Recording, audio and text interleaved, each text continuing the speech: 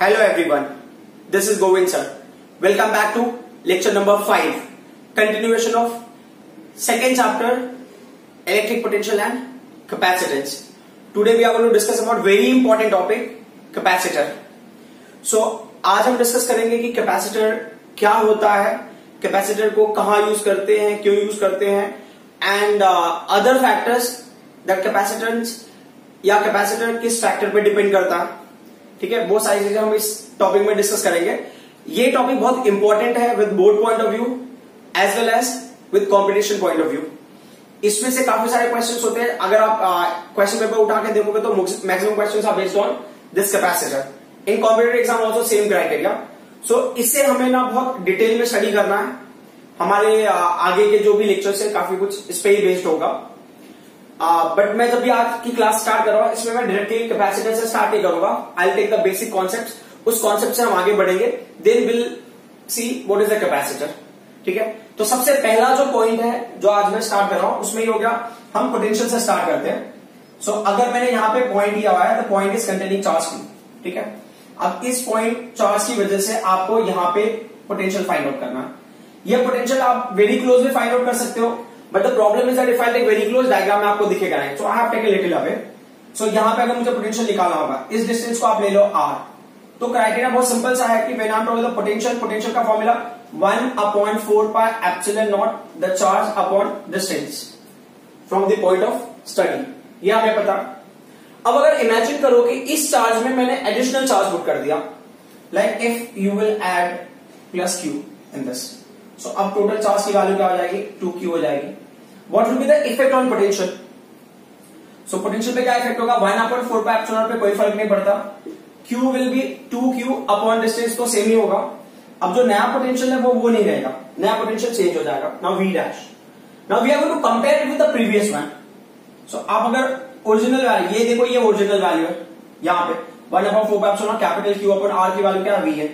तो जो नया पोटेंशियल होगा ये 2 है ऑलरेडी, तो 2 into what v. सो नया पोटेंशियल विल बी डबल. अगर हमने चार्ज को डबल कर दिया तो पोटेंशियल भी डबल हो गया. So similarly if I add more charge in this, the more potential you will have. Understood? So अगर आप बहुत ध्यान से देखते हो तो जैसे मैंने पॉइंट P पे लिया है तो you can take very close also. ठीक है, very close to point Q. लेकिन कैपेसिटर को अंडरस्टैंड करने के लिए ये जो हम चार्ज इंक्रीज करें वो किस पे इंक्रीज करें, वो चार्ज हम इंक्रीज करेंगे कंडक्टर के ऊपर. सो अगर कंडक्टर के ऊपर आप चार्ज को इंक्रीज कर रहे हो तो potential because of charge stored on conductor will also increase. ठीक है, तो उससे हमें क्या कंक्लूजन निकलता है कि जो चार्ज स्टोर्ड है वो किसको प्रोपोर्शनल है, वो प्रोपोर्शनल है पोटेंशियल को. मतलब जो पोटेंशियल की वैल्यू है वो किसके इक्वल, किस पे डिपेंड करता है, वो चार्ज स्टोर पे डिपेंड करता है. तो अब अगर हमने यहां पे इक्वेट किया प्रोपोर्शनल को तो you will get constant value. ठीक है, some constant you will get constant into v. What is the constant over here? So अगर यहां पे कांस्टेंट ले लो तो इस केस में जो कांस्टेंट है वो होता है capital C. And what do we call to capital C? Capital C is called the capacitance of conductor. Capacitance of conductor. Capital C को हम बोलेंगे capacitance of conductor और capacity of conductor. ठीक है, capacity of conductor मतलब ये क्या बताता है कि कितनी कैपेसिटी है कंडक्टर की टू स्टोर द चार्ज. ठीक है, ये इस तरह से चार्ज के स्टोर करने की एबिलिटी को बताता है. मतलब कोई कंडक्टर कितना चार्ज स्टोर करेगा उसकी एबिलिटी को रिप्रेजेंट करेगा ये. तो अब अगर इस फॉर्मूले को हम लिखते हैं तो Q इज इक्वल टू क्या होगा, यहाँ पे C आपने इंट्रोड्यूस किया, ये V हो गया. ठीक है, सो CV का मतलब होता है बायोडेटा. जस्ट मैं याद करने के लिए टेक्निक बता दूं. CV, किसी ने CV पूछा तो होता है बायोडेटा और रिज्यूमे, है ना, जॉब वगैरह के लिए हम जब अप्लाई करते हैं. तो अगर फॉर एग्जांपल इसको डायरेक्टली याद करने के लिए मैं टेक्निक बता रहा हूं. किसी ने अगर आपका CV पूछा तो आपका क्वेश्चन होगा Q. सो जैसे यहां पे CV is equal to Q. In that way you can memorise this formula. ठीक है, ये फॉर्मूला हो गया हमारा Q is equal to CV. तो इससे हमें ना C का फॉर्मूला मिल जाएगा. तो C का फॉर्मूला क्या होगा, Q upon V, where C is the capacitance, Q is the charge and V is what, potential difference. So Q का यूनिट होता है कूलम. Q का यूनिट होगा कूलम, उसका नोटेशन होगा कैपिटल C. V का जो यूनिट होता है ये होता है वोल्ट, इसका नोटेशन होगा कैपिटल V. जो C है इसका यूनिट होगा फराड. ठीक है, इसका नोटेशन होगा कैपिटल F. अब हम इसको समझने की कोशिश करते हैं कि एक्चुअल में कैपेसिटेंस प्रैक्टिकली क्या होता है. ठीक है, सो फॉर्मूला है हमारा C is equal to Q upon V. ठीक है, C is equal to Q upon V है.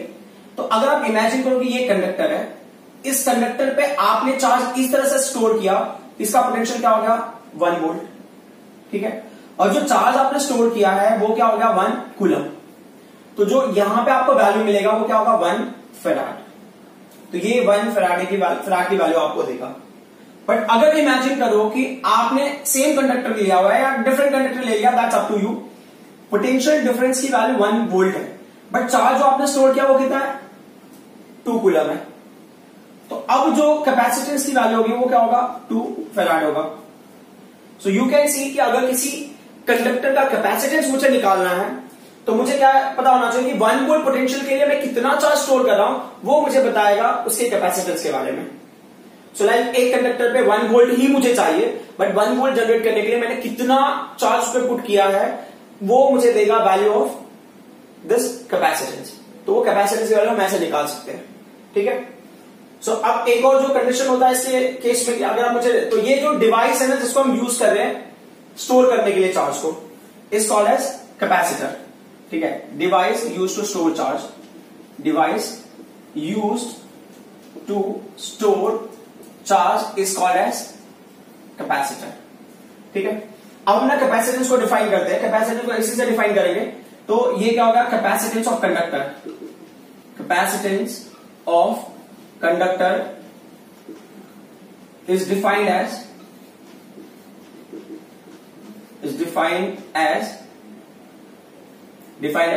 Q is what? Charge stored. Is defined as charge stored per unit potential difference. ठीक है। तो हमें क्या करना है, इसे रीड करना है scientifically. So capacitance of a conductor is defined as charge stored per unit potential difference. ठीक है। जैसा कि हमने समझा, कैपेसिटर इज अ कंडक्टर और is a device which is used to store charge. तो अब हम ऐसे कंडक्टर के बारे में डिस्कस करते हैं, एक पर्टिकुलर शेप जो हमने पहले डिस्कस किया हुआ है। तो फॉर एग्जांपल हमें ना पोटेंशियल अगर पता होगा, पोटेंशियल के फॉर्मूले से ही हम कैपेसिटेंस की वैल्यू निकाल सकते हैं। तो लाइक ना C V is equal to Q, तो सी का फॉर्मूला क्या होगा, C is Q upon V. तो अगर मुझे पोटेंशियल पता होगा, चार्ज पता होगा, तो मैं किसी भी शेप का, किसी भी बॉडी का, किसी भी स्ट्रक्चर का, किसी भी कंडक्टर का कैपेसिटेंस निकाल सकता हूं। तो हमें पॉइंट चार्ज का पोटेंशियल पता है, then we know the potential for the dipole, फिर सिस्टम के लिए है। तो एक कोई स्पेसिफिक स्ट्रक्चर जो हमको पता है वो है स्फीयर। तो अगर आप स्फीयर ले रहे हो तो हमने ले लिया स्फेरिकल कैपेसिटर, स्फेरिकल कैपेसिटर, ठीक है। अभी स्फेरिकल कैपेसिटर अगर आप कंसिडर कर रहे हो तो हमने पहले स्फीयर ड्रॉ किया। अभी ये स्फीयर क्या यूनिफॉर्मली चार्ज है, sphere is uniformly charge.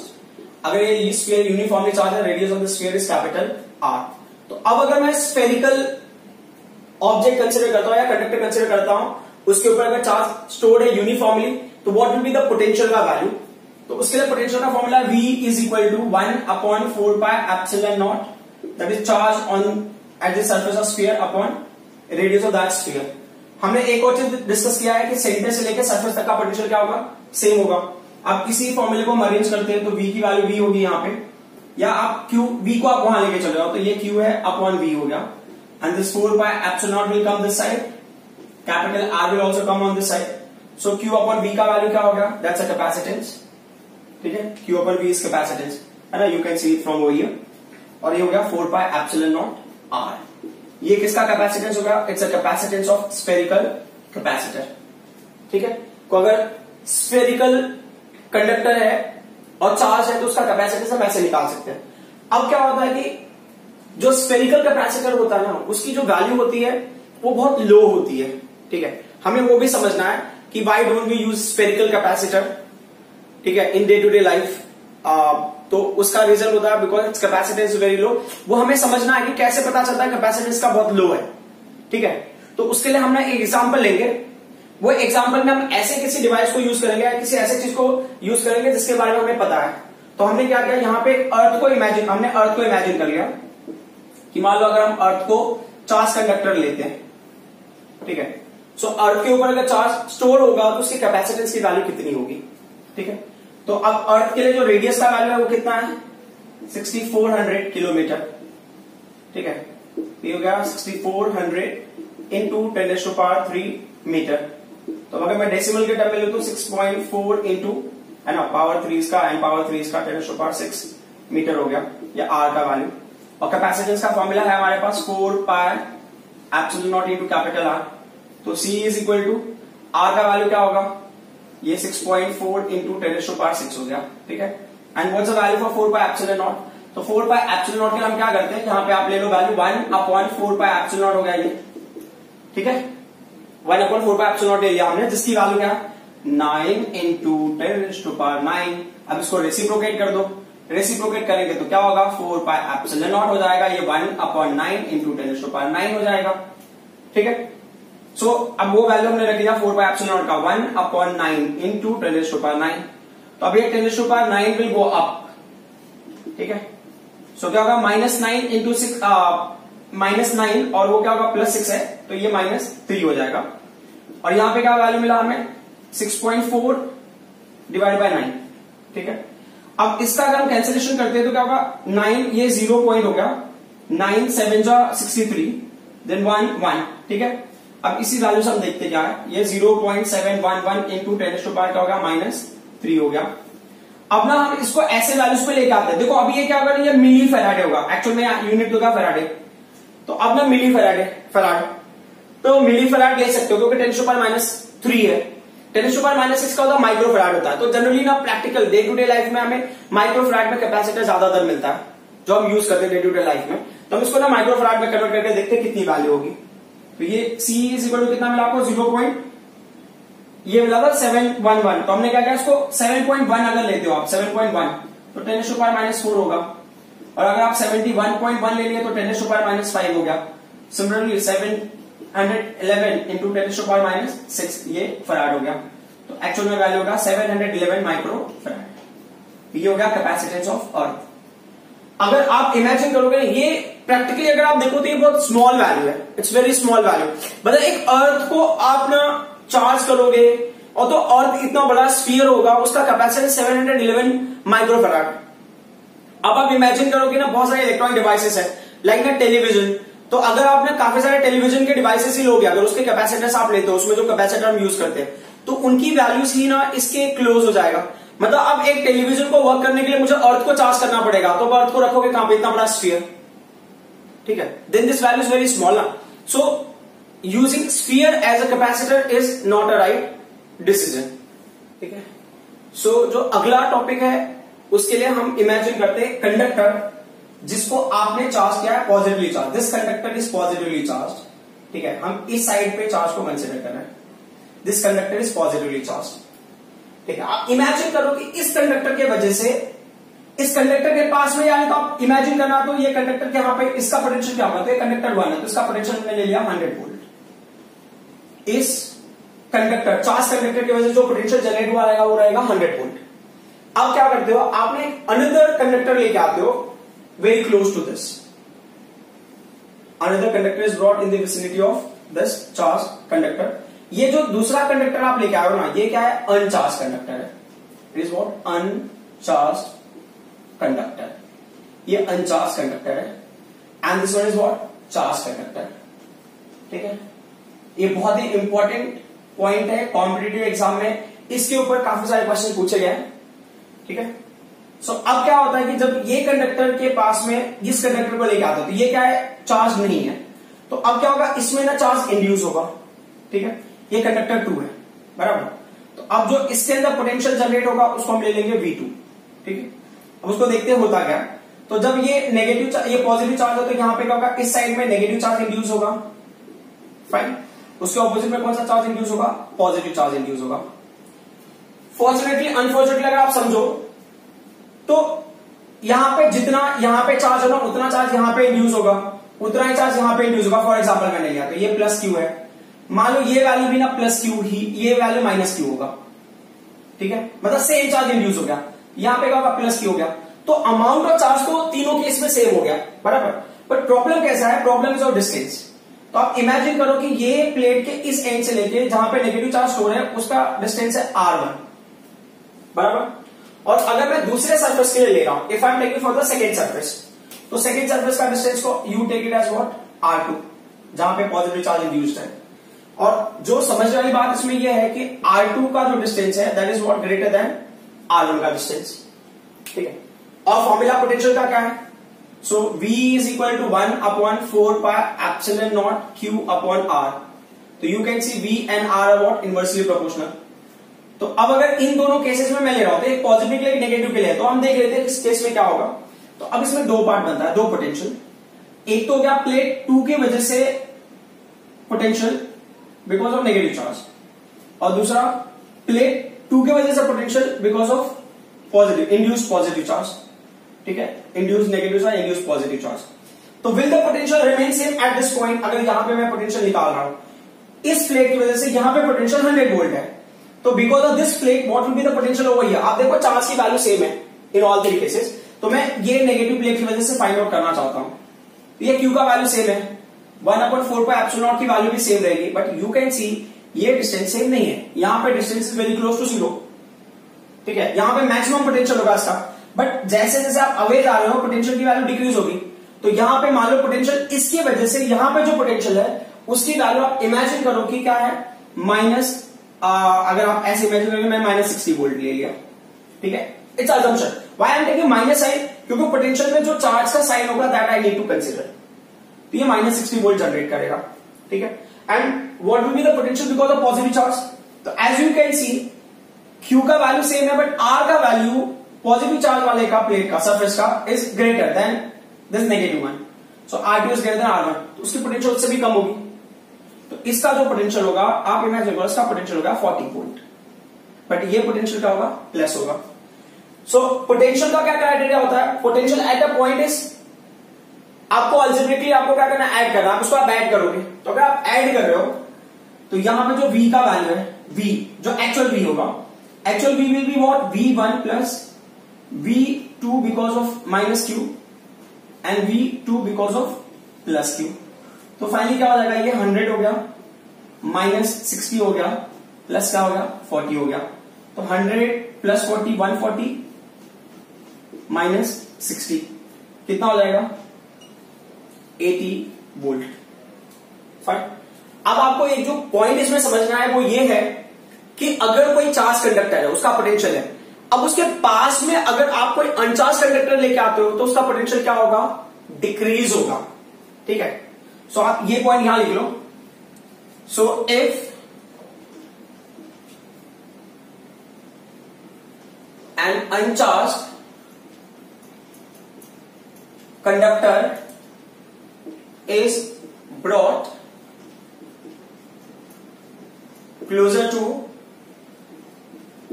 charged conductor, potential difference या potential जो भी होगा, potential difference of charged conductor at a given point, charged conductor at a given point decreases, ठीक है। अब ये स्टोरी हम पोटेंशियल के लिए नहीं कर रहे हैं, हमारा टारगेट कुछ अलग है।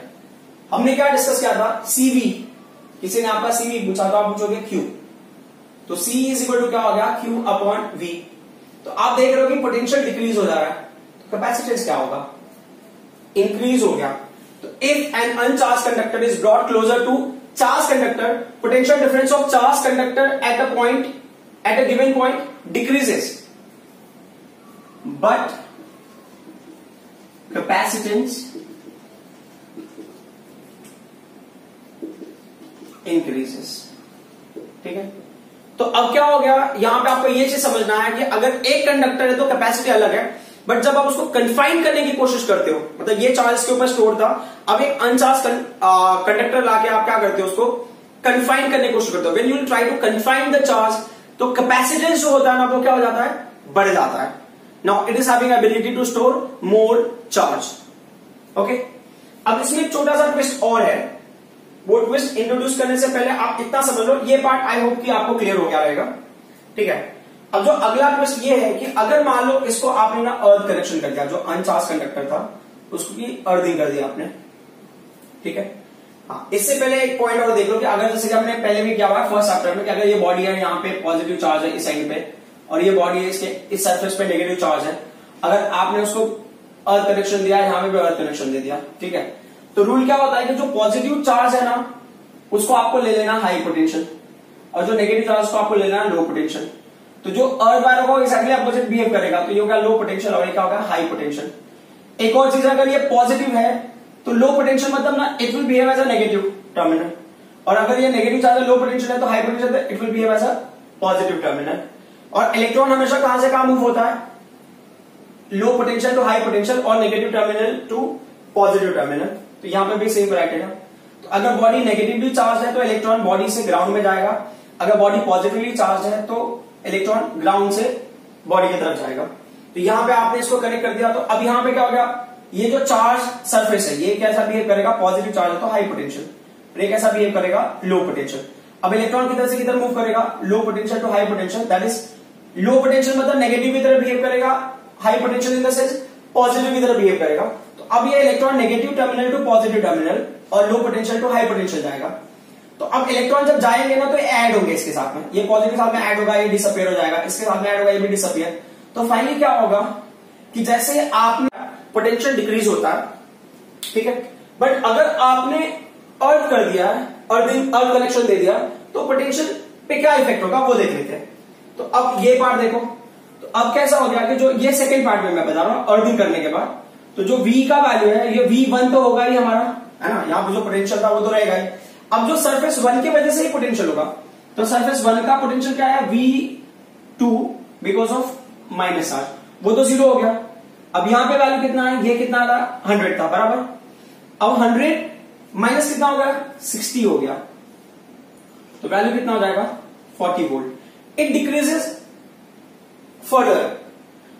तो अब एक चीज और देख लो, यहां पे क्या जो पार्ट हमें समझ में आई वो क्या हुई कि अगर अनचार्ज कंडक्टर के पास अगर मैं चार्ज कंडक्टर को लेके आता हूं तो पोटेंशियल जो होगा वो क्या होगा, कंडक्टर का डिक्रीज होगा, कैपेसिटेंस कंडक्टर का क्या होगा, इंक्रीज होगा। बट अगर अनचार्ज कंडक्टर को आपने अर्थ कनेक्शन दे दिया तो पोटेंशियल और भी डिक्रीज होगा और कैपेसिटेंस और भी ज्यादा इंक्रीज होगा। समझ में आ रही बात? तो इसका मतलब अगर दो कंडक्टर है मेरे पास, दो पैरेलल प्लेट्स है, कंडक्टर के दो पैरेलल प्लेट्स है, तो एक प्लेट पे मैं चार्ज देता हूं, दूसरे प्लेट पे चार्ज नहीं दूंगा। जिस प्लेट पे मैं चार्ज नहीं देता हूं उसको मैंने क्या कर दिया, अर्थ कनेक्शन दे दिया। तो वो जो कॉम्बिनेशन होगा या वो जो सेटअप होगा वो क्या देगा, आपको मैक्सिमम कैपेसिटेंस प्रोवाइड करेगा। ओके, सो यहां पे क्या होगा, if an uncharged conductor is brought closer to the charge conductor, potential difference of the charge conductor at a given point decreases but capacitance increases. And if uncharged conductor is earth,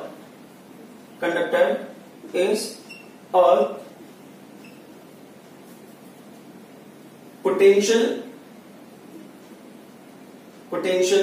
decreases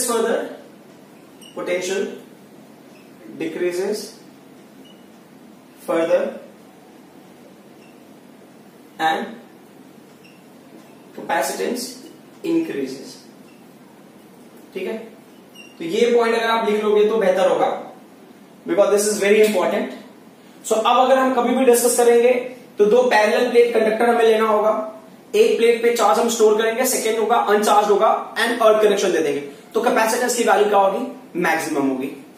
next topic is parallel plate capacitor.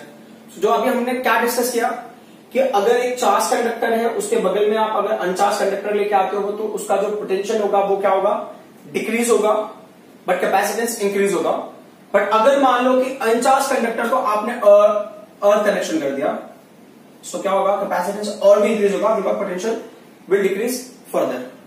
ठीक है, अब यहां पे क्या होता है कि आपने जो कनेक्शन किया, तो इस साइड में आपने ऐसे कनेक्शन किया कि जो प्लेट का पार्ट है ये inside internal side is positively charge और ये इसकी तरफ जो फेसिंग पार्ट है वो क्या है, नेगेटिवली चार्ज हो गया। ठीक है, एक्चुअल में तो ये प्लेट ऐसा होगा, जैसे ये ना, ये प्लेट ऐसा है, just you need to understand कि ये दो पैरेलल प्लेट है और ये कैपेसिटर क्रिएट कर रहे हैं, तो that's why it is called the parallel plate capacitor. अब इसमें इलेक्ट्रिक फील्ड लाइंस का क्या क्राइटेरिया होता है, electric field lines positive to negative इधर डायरेक्टेड होंगे, so away from positive charge and towards negative charge. ठीक है, अब इसमें क्या होता है कि हमें दोनों प्लेट की वजह से इलेक्ट्रिक फील्ड निकालना है। सो अब यहां पे देखो हमने एक पॉइंट लिया हुआ है, electric field due to uniformly charge plane sheet. अगर प्लेन शीट होगा तो अब ये जो प्लेन कंडक्टर लिया ना आपने, पैरेलल प्लेट कंडक्टर कैपेसिटर्स, जो पैरेलल प्लेट्स है, जो प्लेट्स है वो लाइक अ प्लेन शीट।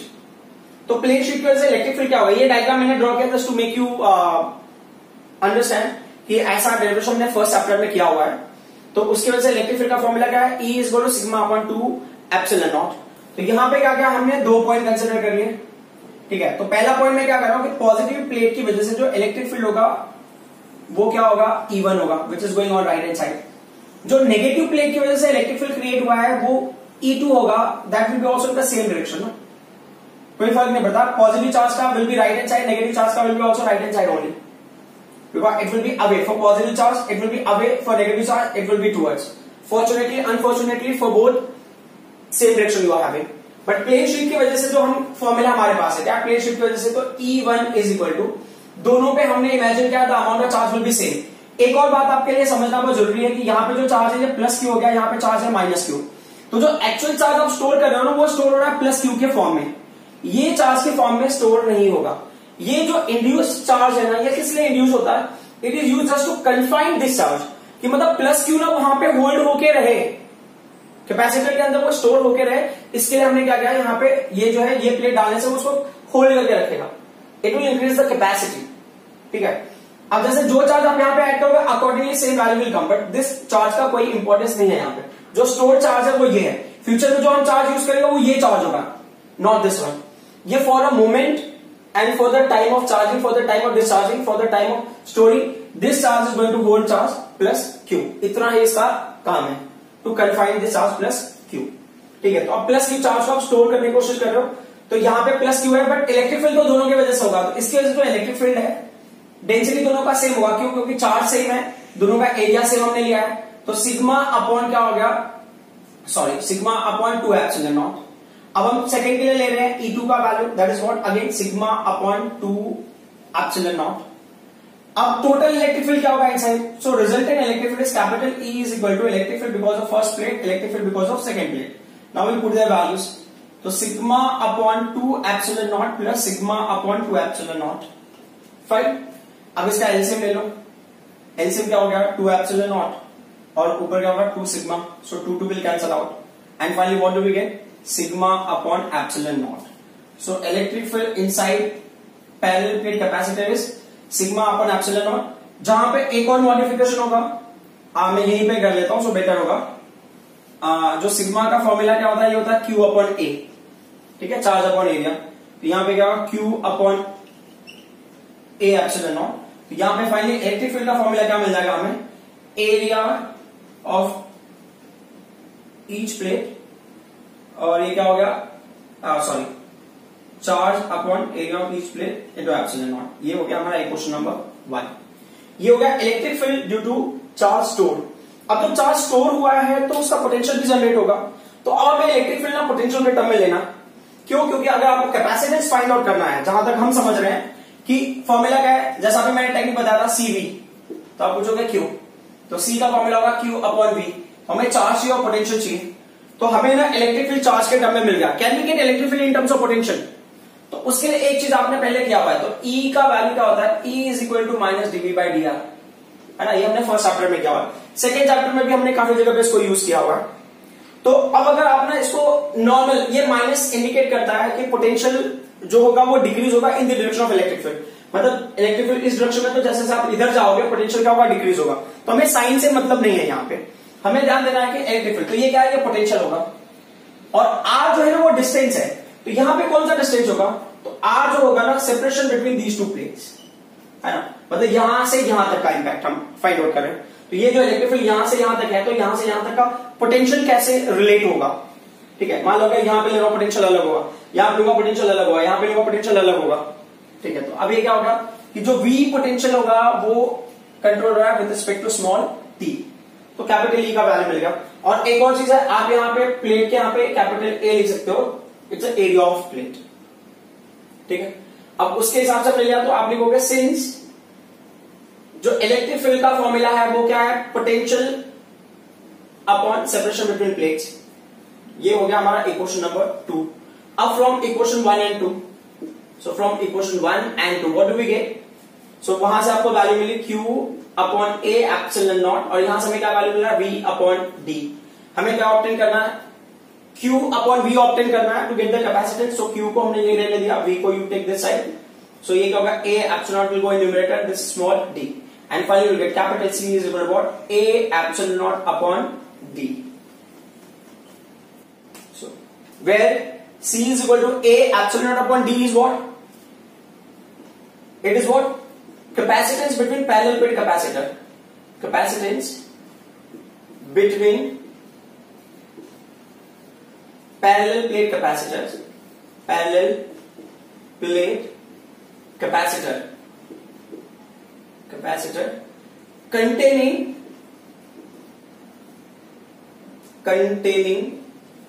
air और वैक्यूम इन बिटवीन। ये इंपॉर्टेंट पॉइंट है, ठीक है। सो हम ऐसा इमेजिन कर रहे हैं कि इन बिटवीन प्लेट्स ना या तो वैक्यूम होगा या तो क्या होगा? एयर होगा, तब आपको कैपेसिटेंस ए मिल रहा है। What if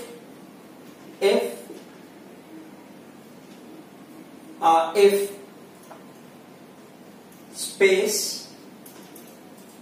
in between capacitor contains dielectric medium, capacitor contains dielectric medium of dielectric constant K, dielectric constant K। तो फॉर्मूला आपका क्या होगा? फॉर्मूला आपका चेंज होगा, जैसा हमने पहले भी डिस्कस किया हुआ है कि C का वैल्यू क्या होगा? ये A आपने लिखा, यहाँ पे एप्सिलॉन नॉट लिखा, ये आपने क्या किया? स्मॉल d किया। तो जब भी आप ना डाइलेक्ट्रिक ऐड करते हो तो डाइलेक्ट्रिक की वैल्यू जो भी फॉर्मूले में कभी भी आएगा वो हमेशा एप्सिलॉन नॉट के नेक्स्ट में आएगा, ठीक है। अब इस फॉर्मूले के हिसाब से तो जो नया कैपेसिटेंस होगा आपने C डैश ले लिया, तो ये होगा capacitance in presence of dielectric, and this the capacitance when capacitor contains air. तो अब जो नया कैपेसिटेंस होगा विद डाइलेक्ट्रिक उसकी वैल्यू क्या होगी? तो अब इसमें A एप्सिलॉन अपॉन D का वैल्यू क्या है? द कैपेसिटेंस कंटेनिंग एयर, तो C इंटू K। तो अगर आपको ना कैपेसिटेंस पता है कंटेनिंग एयर का, if you know the capacitance when capacitor contains air and you know what is the value of dielectric put inside, तो आप उससे मल्टीप्लाई कर दोगे, आपको नया कैपेसिटेंस का वैल्यू मिल जाएगा। तो you can see this is the capacitance in between plates containing air, capacitance in between plates containing dielectric medium. तो अब अगर इनके हिसाब से मैं अगर फाइंड आउट करता हूं तो कैपेसिटेंस का वैल्यू किसके ऊपर डिपेंड करता है? It's directly proportional to area. So अगर प्लेट का एरिया बढ़ेगा तो कैपेसिटेंस की वैल्यू बढ़ेगी, और यहां पे सेकंड क्या होगा? Is inversely proportional to separation between them. तो अगर दो प्लेट्स के बीच का सेपरेशन कम होगा तो पोटेंशियल क्या होगा? डिक्रीज होगा, और कैपेसिटेंस क्या होगा? इंक्रीज होगा।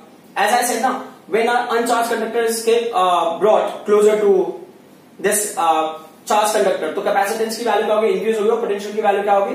डिक्रीज होगी। और डाइलेक्ट्रिक क्या होगा? Proportional to K। But everything is having limit. अगर आप कैपेसिटर बना रहे हो तो बहुत ज्यादा बड़ा भी नहीं बना सकते हो, there should be a limit in size, तो इसके लिए यहां पे लिमिटेशन है। अब दो प्लेट्स को बहुत क्लोज में नहीं लेके आ सकते, इट शुड नॉट हैपन ना पॉजिटिव और नेगेटिव प्लेट्स ना डायरेक्टली चार्ज को एक्सचेंज करने लगे, ठीक है। और जो K है डाइलेक्ट्रिक की वैल्यू भी होती है कि अगर आपने चार्ज स्टोर कराया हुआ है, dielectric is holding charge, but ऐसा भी नहीं होना चाहिए कि आपने चार्ज स्टोर कराया है, dielectric is not ready to give the charge. So dielectric ने चार्ज को होल्ड करके रखा हुआ है, बट ऐसा भी नहीं होना चाहिए कि उसने इस तरीके से होल्ड करके रखा हुआ है कि when you are trying to use it you are not able to do so. So इसके लिए इन सारे तीनों चीजों का क्या है? लिमिटेशन है कि एक लिमिट में आप एरिया रखोगे, एक लिमिट में सेपरेशन रखोगे, एक लिमिट में आप डाइलेक्ट्रिक की वैल्यू रखोगे। सो देयरफॉर कैपेसिटर आप किसी भी साइज का जस्ट लाइक दैट नहीं बना सकते हो, ठीक है। तो there is a specific size as per requirement.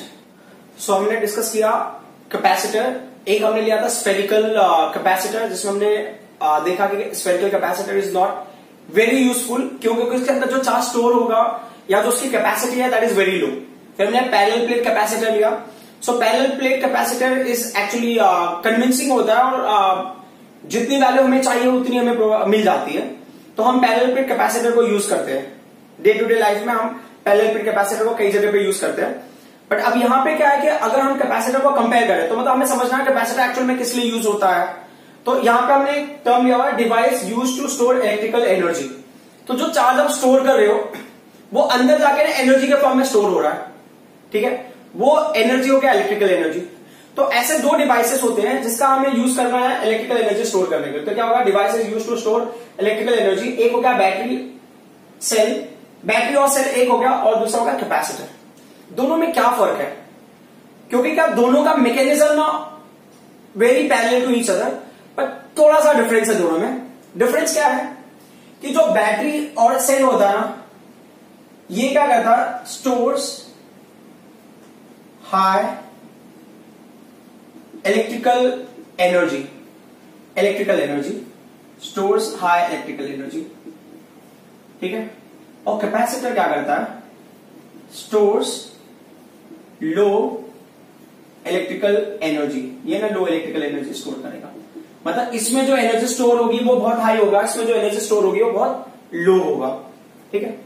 और दूसरा क्या होता है, ये ना स्टोर्स एनर्जी स्लोली, ठीक है, या uses energy slowly.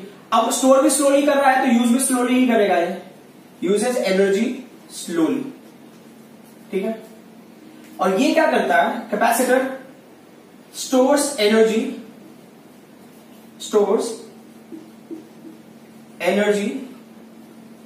Very quickly, ठीक है।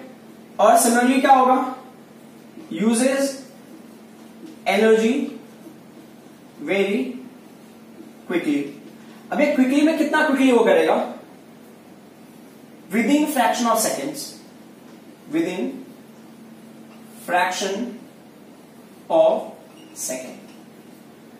मतलब बहुत कम से कम टाइम में ही वो क्या करेगा, पूरा एनर्जी स्टोर कर देगा, और बहुत कम से कम टाइम में वो क्या करेगा, पूरी एनर्जी को यूज भी कर देगा, जिसकी वजह से दोनों का बिहेवियर चेंज हो जाता है। तो इसमें क्या होता है ना, पावर सप्लाई अगर आपने लिया या बैटरी आपने लिया है तो उसमें एनर्जी स्लोली स्टोर हो रहा है, स्लोली यूज हो रहा है, ठीक है। Like mobile battery you can consider कि आपको चार्ज करने में बहुत टाइम जाता है, उसको डिस्चार्ज करने में बहुत टाइम जाता है। It is very similar to capacitor only you can say, but एक बैटरी है ना, एक डिवाइस हो गया, बैटरी और पावर सप्लाई, ठीक है। अब ये क्या करता है कि बहुत ज्यादा टाइम ले रहा है, तो एक फॉर्मूला होता है ना करंट फ्लो। जब ये ना एनर्जी को यूज कर रहा होगा तो क्या होगा, चार्ज फ्लो होता है।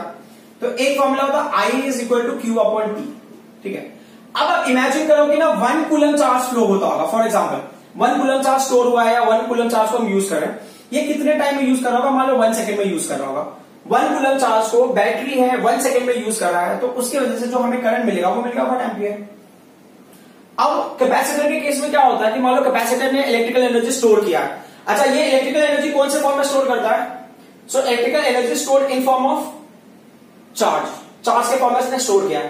तो अब क्या हो गया, I is equal to Q upon T, यहां पे भी है, जो चार्ज है 1 कूलम का ही है, बट यहां पे क्या फर्क है, ये क्विकली वेरी फास्ट, ठीक है, with in fraction of seconds. तो हमने कितना टाइम ले लिया, 0.01 सेकेंड ले लिया। तो जब आप कैलकुलेट करोगे तो ये वैल्यू कितना जाएगा, 100 एम्पियर। अब आप फर्क देख सकते हो कि पावर सप्लाई ना चार्ज को स्टोर भी स्लोली करता है, यूज भी स्लोली करता है, तो उसकी वजह से क्या होगा, जो अमाउंट ऑफ करंट है वो क्या है, लिमिटेड है।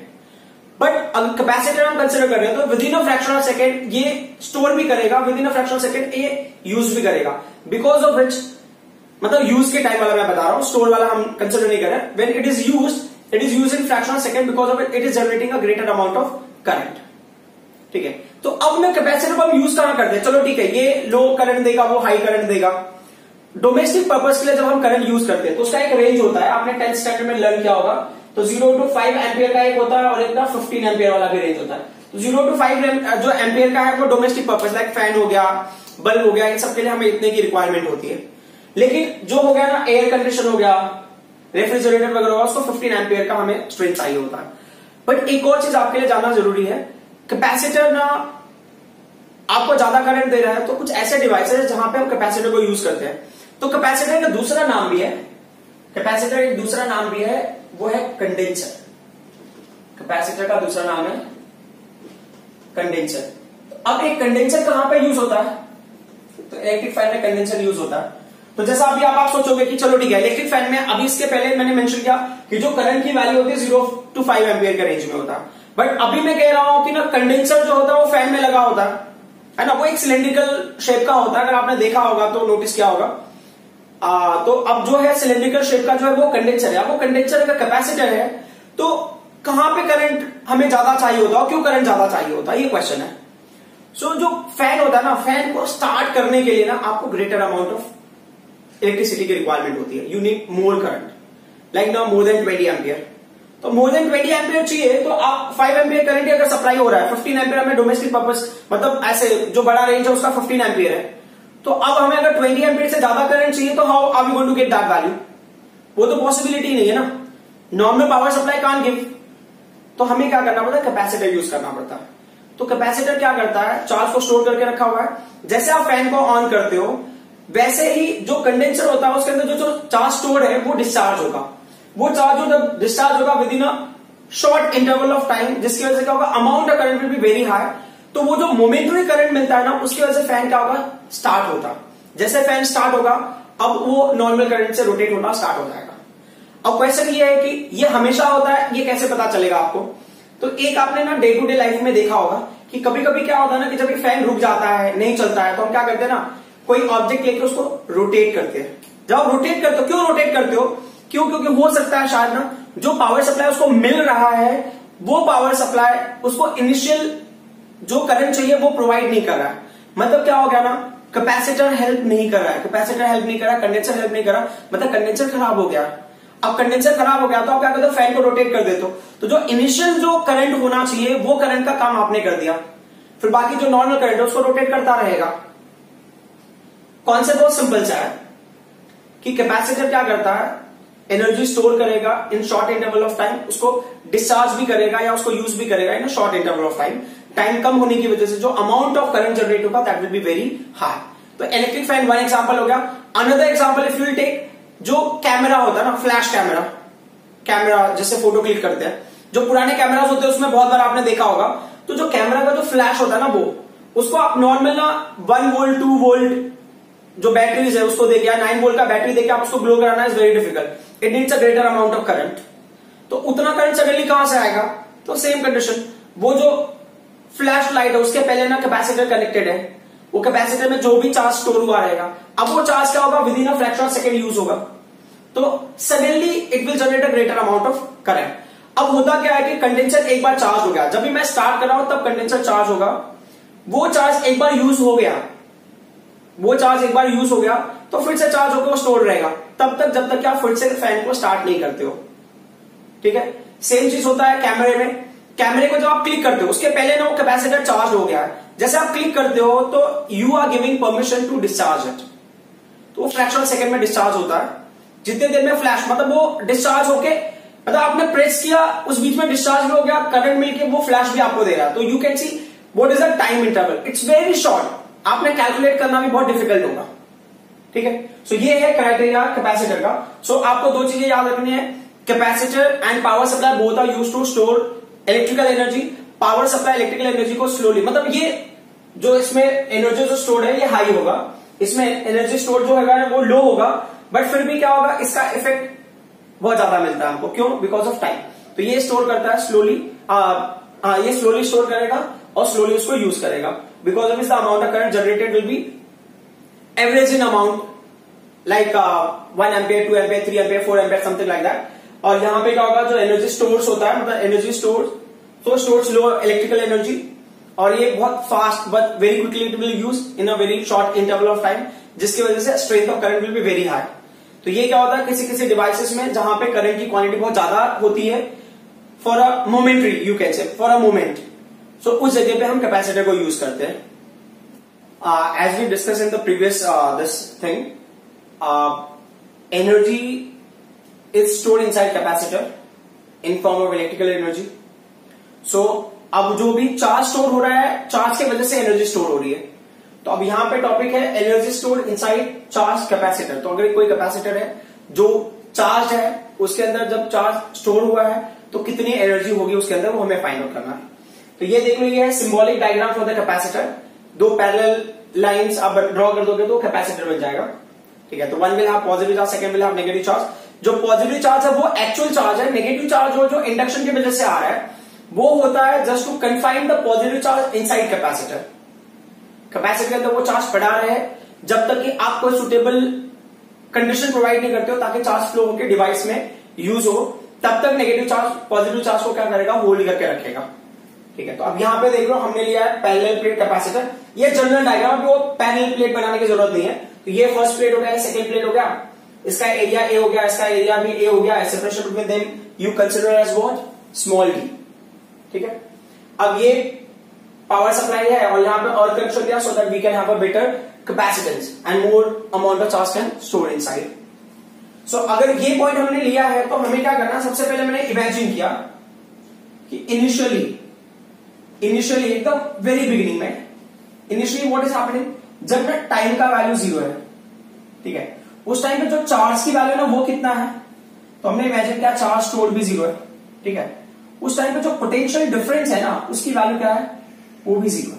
पोटेंशियल डिफरेंस मतलब दो प्लेट्स के बीच में जो पोटेंशियल डिफरेंस होगा, मतलब चार्ज स्टोर ही नहीं किया, मतलब टाइम हमने जस्ट अभी कंसिडर ही नहीं किया सिस्टम को और चार्ज स्टोर ही नहीं हुआ है, तो पोटेंशियल डिफरेंस भी 0 है। अब आप लेते हो at any instant of time, at any instant of time, at any instant of time. ठीक है, at any instant of time मतलब जो टाइम है ना उसकी वैल्यू टी है। ये टी तो नोटेशन हो गया और ये टी वैल्यू होगी। ठीक है, तो any instant of time T, जो चार्ज का वैल्यू है ना वो इमेजिन करो कि ये चार्ज होके क्यू हो गया है, और जो पोटेंशियल डिफरेंस जो जनरेट हुआ है ना उसका वैल्यू क्या हो गया, वो वी हो गया। ठीक है, सो मतलब इसके ऊपर ना चार्ज स्टोर हो गया। ठीक है, और यहां पे भी charge equal amount of charge store होगा, तो जैसे 4 है तो यहां पे 4 चार्ज स्टोर हो गया, तो ये प्लस क्यू हो गया, तो ये क्या होगा, माइनस क्यू होगा। Equal amount of charges will store, ये कन्फाइन करने के लिए इसको यहां पे जनरेट होता है इंड्यूस्ड चार्ज। अब ये कंडीशन हो गया, तो इस क्राइटेरिया के हिसाब से हमें क्या मिलता है, तो जैसा हमने ना CV is equal to Q, CV is equal to Q, तो अब यहां पे ना अब आप जो समझना है आपको वो क्या है कि चार्ज कितना, ये फॉर्मूले के हिसाब से C V is equal to Q के हिसाब से अगर मैं ले रहा हूं वैल्यू, तो what is the value for capacitance होता है ना वो फिक्स है। कैपेसिटेंस क्यों फिक्स है, क्योंकि कैपेसिटेंस का फॉर्मूला है A epsilon naught upon D, तो सी इज इक्वल टू क्या होगा, क्यू अपॉन वी होगा। तो वही चीज हम देख रहे हैं यहाँ पे कि अगर ना चार्ज क्यू स्टोर हो रहा है उसके से पोटेंशियल वी जनरेट होगा, तो कैपेसिटेंस में कोई फर्क नहीं पड़ता, कैपेसिटेंस की वैल्यू सेम होगी। अब अगर कैपिटल क्यू होता और ये वी का वैल्यू चेंज होता तो भी कोई फर्क नहीं पड़ता, ये रेशियो इसके इक्वल ही आएगा। ठीक है, अब इस फॉर्मूले से हमें क्या मिलेगा, we are trying to get value for V, तो वी इज इक्वल टू क्या होगा, क्यू अपॉन कैपिटल सी। ठीक है, ये हमारा इक्वेशन नंबर 1। सो जो पोटेंशियल जनरेट हुआ है उसकी वैल्यू वी हो गई है। तो आपको इमेजिन करना है कि जो चार्ज है ना वो चार्ज में से यहाँ पे पोटेंशियल, तो जो प्लेट ए पे पोटेंशियल जनरेट हुआ है ना उसकी वैल्यू क्या है, वो वी है, तो वही पोटेंशियल यहां पे भी जनरेट होगा। बट एज आई सेड जो टोटल पोटेंशियल जनरेट हुआ है मींस ओवरऑल जो पोटेंशियल जनरेट हुआ है या ये कैपेसिटर जो एक्सपीरियंस कर रहा है वो हो गया वी। अब इसको हम ना ऐसे समझते हैं, पॉइंट चार्ज के टर्म में समझते हैं। तो when you are trying to understand it in terms of point charge, तो क्या क्राइटेरिया होगा वो देख लेते हैं।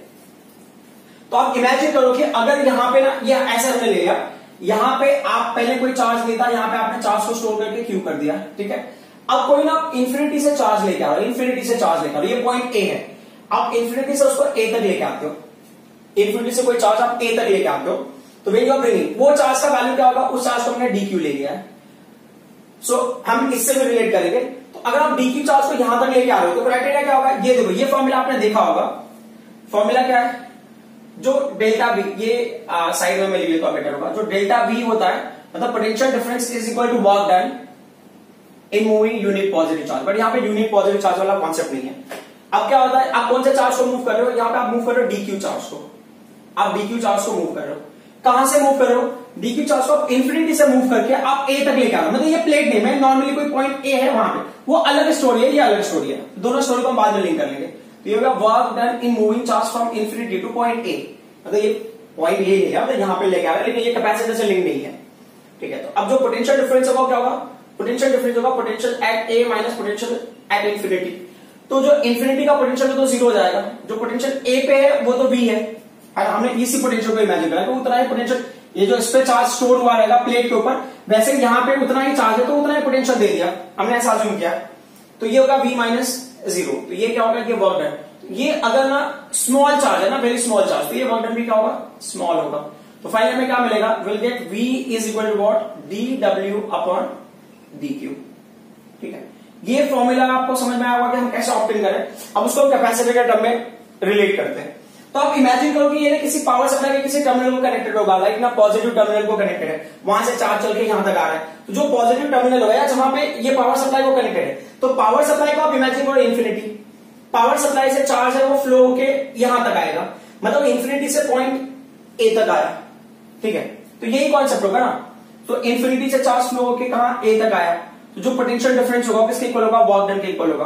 तो अब हम कौन से चार्ज को मूव कर रहे हैं, तो पहले इसके ऊपर ना चार्ज क्यू स्टोर हो चुका है। यहाँ पे जो चार्ज है ना, ये कितना चार्ज स्टोर हुआ है, प्लस क्यू चार्ज यहाँ पे स्टोर हुआ है, यहाँ पे क्या होगा, माइनस क्यू स्टोर हुआ। ठीक है, ये ऊपर वाला पार्ट आपको डायग्राम में नहीं लेना, ये प्लेट पे प्लस क्यू चार्ज स्टोर हुआ है, यहाँ पे माइनस क्यू चार्ज स्टोर हुआ है। अब आप एडिशनल चार्ज स्टोर करना चाहते हो, तो जब एडिशनल चार्ज स्टोर कर रहे हो, तो जो एडिशनल चार्ज आप यहाँ पे सिस्टम में लेके आ रहे हो, वो चार्ज की वैल्यू को क्या लिया हमने, dQ ले लिया। तो ये भी पॉजिटिव चार्ज है, ये पॉजिटिव चार्ज को ये पॉजिटिव चार्ज क्या करेगा, रिपेल करेगा। Now you have to do work against repulsive force, electrostatic repulsive force. तो रिपल्सिव फोर्स के अगेंस्ट में आपको वर्क करके यहाँ पे स्टोर करना है। तो जनरली तो यही होता है ना कि हमको एनर्जी फाइंड आउट करना, तो एनर्जी जो change in potential energy is equal to work done, वो कब होगा, जब आप ना उसको अगेंस्ट द फील्ड लेके जाओगे, अगेंस्ट द फोर्स लेके जाओगे। तो इलेक्ट्रोस्टैटिक फोर्स इसको रिपेल करना चाहता है, हम इलेक्ट्रोस्टैटिक फोर्स के अगेंस्ट में इस वर्क को कर रहे हैं, so that this charge should store. तो अब आप किसको स्टोर करना चाहते हो, आप dQ अमाउंट ऑफ चार्ज को स्टोर करना चाहते हो, किसके through, by doing work dW, बराबर। और उस टाइम पे पोटेंशियल क्या है, उस टाइम पे पोटेंशियल की वैल्यू होगी V पोटेंशियल के प्रेजेंस में आप dQ चार्ज को मूव करके आप dW अमाउंट ऑफ वर्क करना चाहते हो। ठीक है, तो अब ये टर्म को ना हमने लिखा है, तो ये क्या होगा, dW इज इक्वल टू होगा V इंटू dQ। ये आता कैसे, ये मुझे इंट्रोड्यूस करना है। ठीक है, अब डायरेक्टली यहां पे ये चीजें तो समझने के हिसाब से थी, आप अगर अभी याद कर लोगे तो ठीक है ना, ये नोट कर लो कहीं पे साइड में।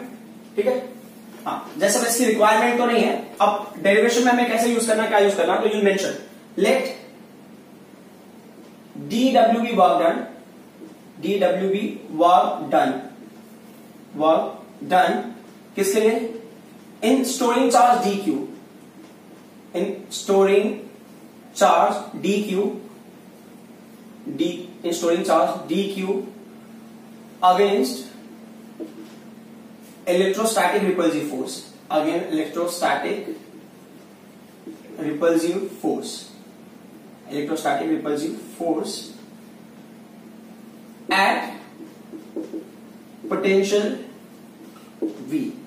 तो फॉर्मूला क्या बनेगा, dW is equal to V into dQ, जो हमने अभी ऑप्टेन किया हुआ है। ठीक है, अब क्या करना है, इसको आपने ले लिया equation number 1, equation number 2, equation number 1 already आपके पास V की वैल्यू आप पुट कर दो। So put equation number 1 in equation number 2 and what do we get, so dW is equal to Q by capital C into dQ। ठीक है, ये जो हो गया इक्वेशन नंबर 3। अब आपको क्या करना है, आपको फाइंड आउट करना है टोटल वर्क डन, क्योंकि टोटल वर्क डन ही आपको फाइनली एनर्जी देगा। तो टोटल वर्क डन के लिए क्या करना है, सो अभी आप इंटीग्रेट करोगे ना, इंटीग्रेट इक्वेशन नंबर 3, कहां से इंटीग्रेट करोगे, तो स्टार्टिंग में कैपेसिटी के अंदर कितना चार्ज होगा, स्टार्टिंग में चार्ज होगा 0। फाइनली जब ना फुल्ली चार्ज हो जाएगा ना, तो ये तो जो हमने स्मॉल क्यू लिया है ये तो इन बिटवीन है ना, क्योंकि dQ अमाउंट अभी भी मैं स्टोर कर रहा हूं, उसका मतलब ये फुल्ली चार्ज नहीं है। तो फुल्ली चार्ज होगा तो कितना चार्ज होगा, मैंने इमेजिन कर लिया कैपिटल Q होगा। तो अब इसको इंटीग्रेट करो, तो इंटीग्रेट dW, देन यहां पे क्या होगा 0 टू कैपिटल Q, आप इंटीग्रेट करो, ये Q अपॉन कैपिटल C हो गया इंटू dQ। इंटीग्रेशन का रूल वेरी सिंपल, कि जो कांस्टेंट वैल्यू उसको बाहर ले लो, तो यहां पे dQ को आप इंटीग्रेट करो तो Q अंदर रहेगा, तो dW का इंटीग्रेशन क्या होगा, W हो गया, यहां पे 1 अपॉन कैपिटल C बाहर आ जाएगा। इंटीग्रेशन किसका होगा, ये Q इंटू dQ का इंटीग्रेशन हो गया, ये 0 टू Q। अब इंटीग्रेशन का जो रूल है वो बहुत सिंपल सा है, यहां पे साइड में मैं एक्सप्लेन कर देता हूं कि अगर मैं x raise to n into dx को इंटीग्रेट कर रहा हूं, तो क्या क्राइटेरिया है इसका, कि जो भी इसका पावर होगा उसमें 1 ऐड हो जाएगा, और सेम पावर में जो वैल्यू होगा वो डिनोमिनेटर में आ जाएगा। तो ये W इज इक्वल टू क्या हो गया, 1 अपॉन कैपिटल C तो रहेगा यहाँ पे, इसकी वैल्यू क्या हो जाएगी, ये Q का पावर क्या 1 है ना, तो 1 plus 1 upon 1 plus 1 bracket close this 0 to capital Q. मैं अननेसेसरी एक स्टेप मैंने बढ़ा दिया है, ये उनके लिए है जिन्होंने मैथ्स नहीं लिया है, ताकि उनको कोई डिफिकल्टी नहीं हो। तो क्यू स्क्वायर अपॉन ये 2 हो गया, ये 0 टू कैपिटल क्यू। ठीक है, अब क्या करना है, अब वैल्यूज पुट करोगे। सिर्फ आप ना क्यू की वैल्यू को रिप्लेस कर सकते हो इन लिमिट्स के साथ में, या चाहिए तो चलो देखो सिंपल कर लेते हैं, 1/2 को बाहर ले लो, क्योंकि ये नंबर है ना, इसका इससे कोई रिलेशन नहीं है। तो ब्रैकेट में क्या बच गया, क्यू स्क्वायर, ये 0 टू कैपिटल क्यू। अब वैल्यूज पुट कर लेते हैं, W is equal to 1/2 C हो गया, ब्रैकेट क्लोज, ये क्या होगा कैपिटल क्यू, यहाँ पे ना capital Q square minus 0 square. तो फाइनली W की वैल्यू क्या हो जाएगी, ये 1/2C into capital Q square, या 1/2 into capital Q square upon C। ये हो गया वर्क डन की वैल्यू। ठीक है, वर्क डन इन स्टोरिंग चार्ज इनसाइड कैपेसिटर। ठीक है, अब ये जो वर्क डन की वैल्यू है ये किसके इक्वल है, what is this work done is equal to what. So जो वर्क डन है वो किसके इक्वल है, work done is equal to energy stored inside capacitor. So जो एनर्जी का नोटेशन है हमने यू लिया हुआ है, तो एनर्जी स्टोर्ड है वर्क डन के इक्वल होगा, value is half into Q square upon C. ठीक है, अब इसके दो पार्ट कर लेते हैं, क्योंकि इसको एक्सटेंड करोगे तो और भी आपको कुछ मिल जाएगा। यहां पे जो क्यू है ना, क्यू, ये क्यू का वैल्यू क्या है, तो यहाँ पे क्यू का फॉर्मूला है CV, है ना, CV is equal to Q. तो अब आपको जो U मिलेगा, पोटेंशियल एनर्जी और वर्क डन मिलेगा, वो क्या होगा, ये हाफ हो गया अपॉन C हो गया।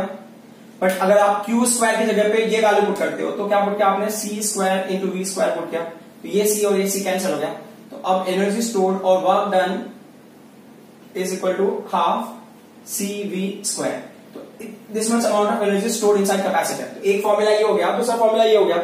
अब थर्ड फॉर्मूला आप देखो, थर्ड फॉर्मूले में क्या क्या हमने, जो हमें क्या पता whatever we know is, इस फॉर्मूले को मैं ब्रेक कर देता हूं, इस फॉर्मूले को मैं यहां पे लेकर आया। तो ये क्या है, एनर्जी स्टोर्ड और work done is equal to, ये हाफ हो गया, आप ना क्यू को ऐसे ले दो, फिर ये क्यू अपॉन सी, है ना, ब्रेक कर सकते हैं ना इसको ऐसे। ठीक है, तो यहां पे क्या होगा, हमको ये बताना है कि CV is equal to Q है अपने पास, तो क्यू अपॉन सी की वैल्यू क्या होगी, क्यू अपॉन सी की वैल्यू किसके इक्वल होगी, V के इक्वल होगी। तो अब energy stored inside capacitor also can be, ये क्यू हो गया और ये वैल्यू हो जाएगा V। ठीक है, तो हाउ मेनी फॉर्मूले we got, so energy stored inside capacitor is half into Q square upon C and also equal to half CV square and also equal to half QV। ठीक है, सो जैसा कि हमने देखा एनर्जी स्टोर की value क्या है, तो energy can be also equal to half CV square, you can see ना, energy can also be equal to half CV square. So अब यहां पर हमने क्या किया, C का वैल्यू चेंज करेंगे। तो नॉर्मली कैपेसिटेंस का वैल्यू क्या है, डेरिवेशन में आपने देखा था, तो ये हाफ हमने ऐसे ले लिया। कैपेसिटेंस की वैल्यू क्या हो गई, कैपेसिटेंस का वैल्यू आपको अगर पहले वाले में याद होगा तो A epsilon naught upon small d। ठीक है, और V का वैल्यू क्या होगा, V का वैल्यू ये वाले फॉर्मूले से, E is equal to V by d वाले फॉर्मूले से, V का वैल्यू क्या हो जाएगा, E इंटू डी। तो अगर मैं उसका स्क्वायर लेता हूं ना, I will take the square of that value, तो E का स्क्वायर होगा और D का स्क्वायर होगा। तो अब क्या होगा, यहाँ पे ये D और ये D कैंसिल हो गया, बराबर। तो अब जो एनर्जी स्टोर्ड है उसका वैल्यू क्या होगा, ये हाफ हो गया, A है एप्सिलॉन नॉट है, कैपिटल E स्क्वायर है, और यहाँ पे D बचा है। ठीक है, अब क्या करना है, इसमें से हमने इन वैल्यूज को एक साथ में रख लिया, तो U इज इक्वल टू ये हाफ हो गया, ये एप्सिलॉन नॉट एक कैपिटल E स्क्वायर को हमने एक साथ में रखा, और ये A इंटू डी को हमने एक साथ में रखा। तो ये एक्चुअल में क्या होगा, एक होता है ना वॉल्यूम का जनरल फॉर्मूला, वॉल्यूम का जनरल फॉर्मूला है एरिया इंटू लेंथ। ठीक है, तो यहां पे वॉल्यूम V हो गया, एरिया A हो गया, जो लेंथ है ना एक्चुअली सेपरेशन की तरह काम करेगा। तो ये जो वैल्यू है इसको आप रिप्लेस करके क्या लिखोगे, वॉल्यूम। तो ये U अपॉन क्या होगा, U इक्वल टू क्या होगा, half epsilon naught capital E square, और ये क्या हो गया, वॉल्यूम हो गया। ठीक है, अब क्या करोगे, वॉल्यूम को साइड लेके चले जाओ, तो यहां पे क्या मिला, U is equal U upon volume. ठीक है, इक्वल टू क्या होगा, ये हाफ हो गया epsilon not into capital E square. तो ये जो वैल्यू है ना, इसको हम रिप्रेजेंट करेंगे स्मॉल u से। तो कोई भी क्वांटिटी डिवाइड बाय वॉल्यूम होता है ना, मोस्टली आप देखोगे mass upon volume is what, mass density, charge upon volume is charge density. तो वैसे energy upon volume is what, तो ये सम को हम क्या पढ़ेंगे, एनर्जी डेंसिटी। ठीक है, तो एनर्जी का formula half C V square, energy density का formula half epsilon naught capital E square. What if there is a dielectric, अगर डाइलेक्ट्रिक होगा तो so in presence of dielectric, in presence of dielectric medium, in presence of dielectric medium, तो dielectric medium के presence में क्या हो जाएगा ये वैल्यू, सो पोटेंशियल एनर्जी का वैल्यू, सॉरी एनर्जी डेंसिटी का वैल्यू, एनर्जी अपॉन वॉल्यूम, ठीक है, इक्वल टू ये हाफ हो गया epsilon naught capital E square. As I said, कभी भी आप अगर डायरेक्टली को इंट्रोड्यूस करते हो तो आप हमेशा एप्सिलॉन नॉट के बगल में इंट्रोड्यूस कर दो। तो ये आ गया आपका energy stored inside capacitor when it is charged. तो चार्ज के ऊपर ये बेस्ड होगा। तो आपको तीन फॉर्मूले मिल जाते हैं, एक half Q square C, Q square upon C, half C V square and half Q into V, और वो हो गया फॉर्मूला एनर्जी डेंसिटी का। सो हमने डेरिवेशन किया capacitance between parallel plate capacitor and for the spherical capacitor, then we discuss about energy stored inside capacitor. ठीक है, so अभी हम न्यूमेरिकल करते हैं based on those concepts. So mainly हमारा न्यूमेरिकल बेस्ड होगा कैपेसिटेंस के ऊपर ही। तो एक तो जो आपने कॉन्सेप्ट देखा है, अगर ये पैरेलल प्लेट कैपेसिटर्स है, ये यहाँ पे एरिया इसका ए है, separation between the plates D है, यहाँ पे मीडियम है। मीडियम मतलब वो एयर हम ले रहे हैं या तो डायरेक्टली मीडियम ले रहे हैं, कब क्या होगा वो देखना हमें। तो यहाँ पे जब कैपेसिटेंस की वैल्यू हम लेंगे तो एरिया ए होगा, ये एप्सिलॉन होगा, separation between them is what, small d. ठीक है, बट अगर यहाँ पे कैपेसिटेंस ले रहे हैं, मान लो डायरेक्टली के लिए मैं सी डैश लेता हूं, तो एरिया का वैल्यू ए होगा, एप्सिलॉन होगा, यहाँ पे स्मॉल डी होगा, बट डाइलेक्ट्रिक में आपने पुट किया हुआ है मीडियम के, तो आप यहाँ पे के लिखोगे। ठीक है, अब यहाँ पे देखो ये जो रेक्टेंगुलर प्लेट है, यहाँ पे एरिया का मेंशन किया है, इन्होंने क्या मेंशन किया, लेंथ ऑफ ब्रेड्थ दिया हुआ है, और ये separation between them is given है स्मॉल एक्स। तो बहुत सिंपल सा एरिया क्या होगा रेक्टेंगुलर प्लेट का, एल इंटू बी होगा, बराबर, और सेपरेशन बिटवीन द प्लेट क्या है, स्मॉल एक्स है। तो अगर मैं इसके लिए कैपेसिटेंस लिखूंगा तो एरिया की जगह पे मैं क्या लिखूंगा, at place of A what am I going to write at place of A and what am I going to write at place of D? तो at place of A I'll write L into B, ठीक है, upon separation between plate क्या है, x है, और ये क्या होगा, एप्सिलॉन नॉट, कांस्टेंट ऑलरेडी। तो C डैश का वैल्यू क्या होगा, तो डाइलेक्ट्रिक, तो जैसा कि हमने पहले भी डिस्कस किया है, डाइलेक्ट्रिक जब भी आप पुट करते हो सेम किसी कंडीशन में, तो just K will multiply next to epsilon naught. अब अगर हम यहाँ पे करें, सर्कुलर प्लेट है, ठीक है, circular plates are acting as a capacitor separated by distance small this y, तो यहाँ separation between plate will be what, small y। ठीक है, बट अभी प्रॉब्लम क्या है कि एरिया की वैल्यू क्या होगा, तो सर्कुलर प्लेट है, सर्कुलर प्लेट का एरिया क्या है, पाई आर स्क्वायर। तो आप इसके लिए लिखोगे कैपेसिटेंस की वैल्यू, तो ये क्या होगा, at place of area you write pi r square. ठीक है, ये एप्सिलॉन होगा, सेपरेशन बिटवीन प्लेट क्या है, y है। तो अगर ये डायरेक्ट मीडियम के अंदर होता तो क्या होता, पाई आर स्क्वायर एप्सिलॉन नॉट के अपॉन क्या हो जाता है, ये y हो जाता। Now, next question. What will be effect on the capacitance of a parallel plate capacitor if area of each plate is doubled?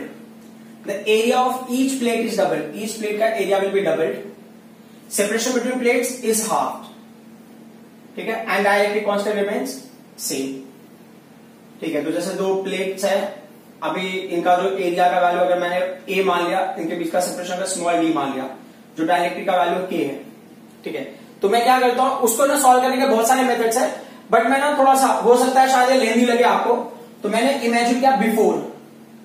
ठीक है, बिफोर, आप अगर ये टर्म नहीं भी लिखते हो तो भी चलेगा। बिफोर ना कैपेसिटेंस का वैल्यू C1 है, एरिया का वैल्यू A1 है, सेपरेशन बिटवीन प्लेट क्या है, D1 है, एंड डाइलेक्ट्रिक कांस्टेंट का वैल्यू क्या है, K1 है। तो ये क्या होगा, C1 का वैल्यू C ले लिया, A1 का वैल्यू हमने A ले लिया, D1 का वैल्यू D ले लिया, K1 का वैल्यू हमने K ले लिया। तो C is equal to A epsilon naught K upon D होता है ना, तो ये C1 is equal to A1 epsilon K1 D1। अगर आपको लेना है तो ले सकते हो, अदरवाइज नो नीड, आप डायरेक्टली पे वैल्यूज पुट कर सकते हो। तो C1 की वैल्यू C हो गई, ये A हो गया, एप्सिलॉन हो गया, ये K हो गया, अपॉन D हो गया। ये थोड़ा स्टुपिडिटी लगेगा, आप डायरेक्टली ये इमेजिन करने के लिए आप डायरेक्टली ये क्वेश्चन में ले लोगे तो भी चलेगा, या आप C1 C2 भी ले लो तो भी चलेगा, दैट्स अप टू यू। तो अब क्या हो गया, आफ्टर वाले में क्या होगा, what will be after, after condition में क्या होगा, कैपेसिटेंस C2 है, एरिया A2 है, जो सेपरेशन बिटवीन प्लेट है वो D2 है, और जो K2 का वैल्यू है उसको देखना हमें। ठीक है, सो C2 का वैल्यू क्या होगा, C2 का वैल्यू हमें फाइंड आउट करना है। ठीक है, एरिया क्या होगा, area is doubled as per given in question, separation of plate is what, half, और K2 का वैल्यू क्या रहेगा, सेम रहेगा।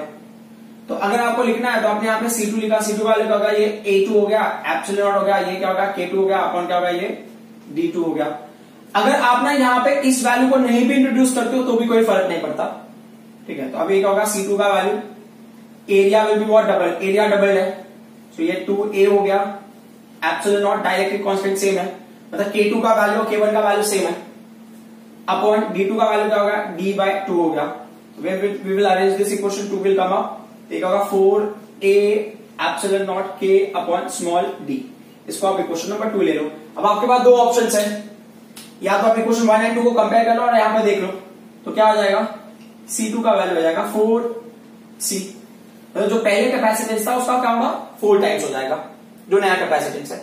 या दूसरा ऑप्शन है कि आप डिवाइड कर लो, तो अगर आपको C2 फाइंड होता है, इक्वेशन 2 को डिवाइड करता है इक्वेशन 1 से, तो क्या होगा, C2 upon C is equal to, C2 का वैल्यू क्या है 4 into A epsilon naught K upon small d, upon C का वैल्यू क्या है A epsilon naught K upon d, तो A epsilon naught K upon d ये cancel हो गया, तो C2 का वैल्यू क्या होगा 4C।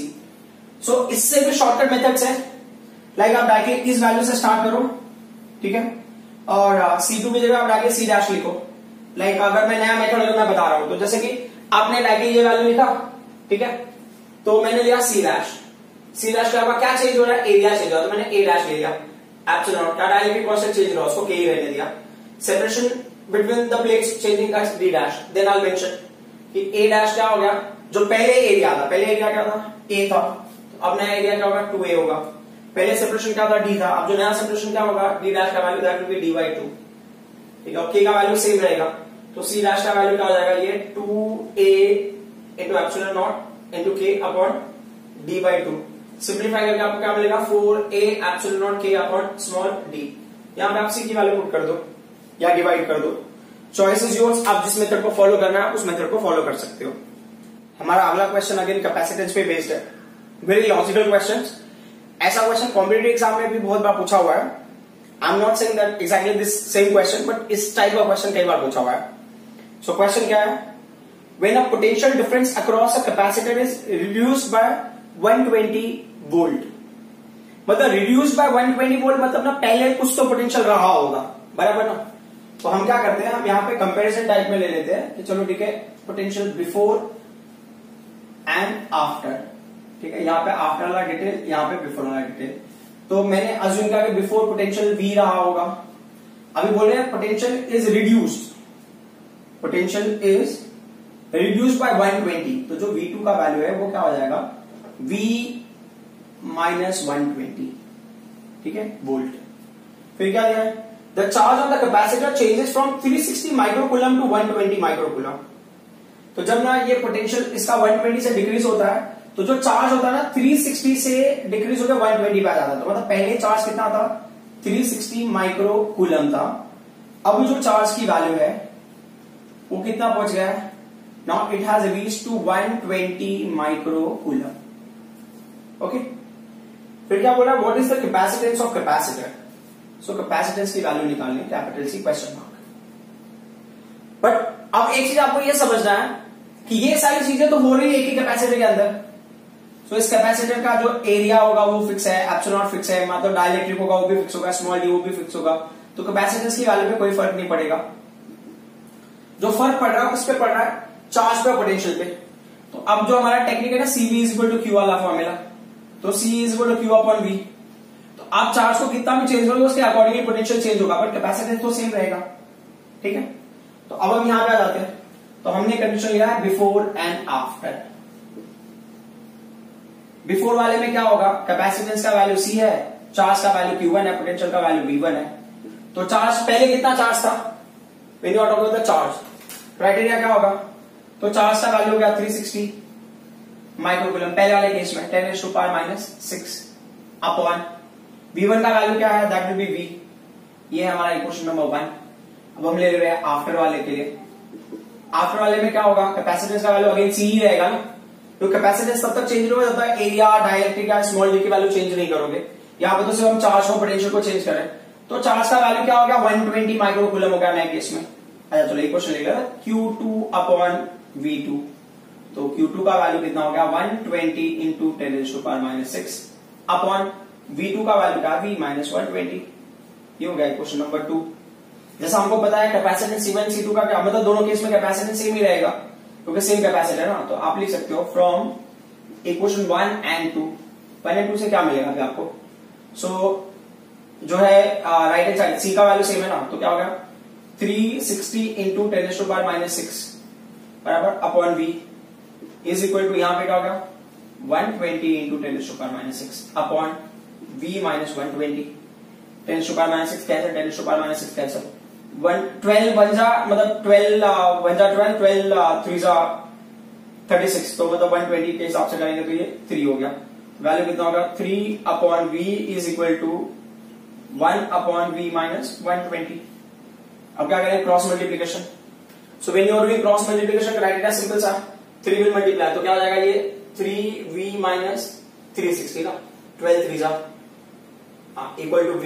तो V को इधर लेके आ गए तो क्या होगा 3V minus V is equal to 360 उधर चला गया तो ये क्या हो जाएगा 2V is equal to 360। V का वैल्यू क्या हो जाएगा 180 वोल्ट। ठीक है बट ये क्वेश्चन नहीं हमारा क्वेश्चन क्या फाइंड आउट कैपेसिटेंस। तो कैपेसिटेंस का आपको एक कंडीशन ले लो तो C इज इक्वल टू क्या होगा ये C इज इक्वल टू आपने जैसे Q1 अपॉन V1 के हिसाब से ले रहे हो Q1 अपॉन V1। Q1 का वैल्यू कितना है 360 इंटू 10⁻⁻6। V1 मतलब V है ना V1 का वैल्यू V है। अब V का वैल्यू क्या हो गया 180 हो गया तो 18 2 जा ठीक है ये। तो C का वैल्यू क्या हो जाएगा 2 इंटू 10⁻⁻6 ये फैराडे हो गया। फिर C इज इक्वल टू क्या हो जाएगा 2 माइक्रो फैराडे। ठीक है 10⁻⁻6 को रिमूव करेंगे ना माइक्रो में कन्वर्ट हो जाएगा। आज हमने क्या capacitance for the capacitor and then energy stored inside capacitor. These topics are very important competitive point of view board exam point of view. So इतने डिफिकल्ट नहीं है आप ट्राई करोगे तो आपको समझ में आ जाएगा। ठीक है बहुत सिंपल टॉपिक्स हैं। ये टॉपिक इसलिए भी बहुत इंपॉर्टेंट क्योंकि इसके बाद के जितने भी लेक्चर्स होंगे इस चैप्टर पे रिलेटेड वो इस कॉन्सेप्ट पे ही बेस्ड होगा। Okay thank you very much.